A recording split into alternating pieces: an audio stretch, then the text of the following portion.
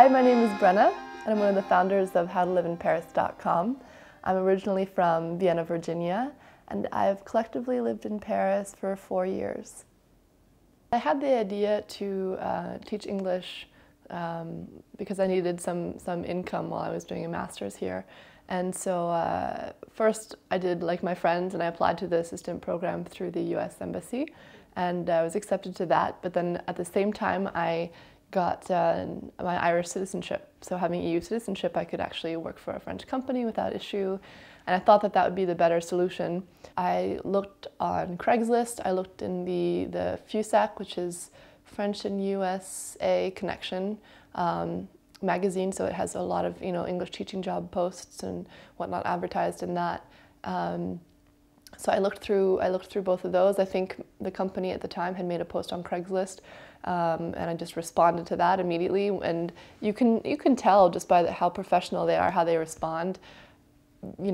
So I trusted the response she gave me, and she wanted to set up an interview, set up send my CV and all of that. So I felt confident in going there. I worked for a French company that was run and owned by an American man who had started in his Paris flat and then built it into a really good-sized company, and he managed to hire Americans and Australians and people outside the EU. So it is possible, and you just need to inquire.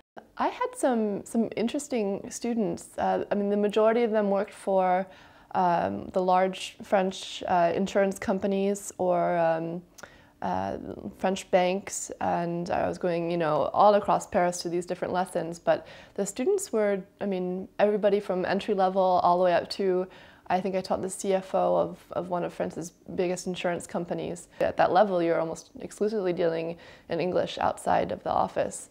It was more important that I have a better grammar background in English than speak any French at all. In fact, a lot of times with my clients, my students, it would be almost an advantage. Sometimes I would pretend not to speak French so that they'd feel more at ease to speak English. If they think that you can speak French fluently and they're gonna get a little bit shy. The French, I think, have a tendency to want to be perfect in how they speak English, and so rather than make mistakes, they speak very slowly and don't really make a lot of,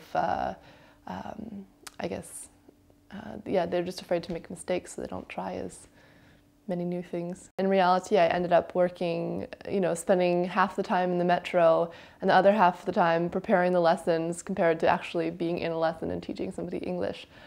So it sucked up a lot of time, and I would say on average, for 10 hours of teaching, I would be spending 30 hours either preparing or traveling or commuting to these lessons. So it was not a part-time teaching job.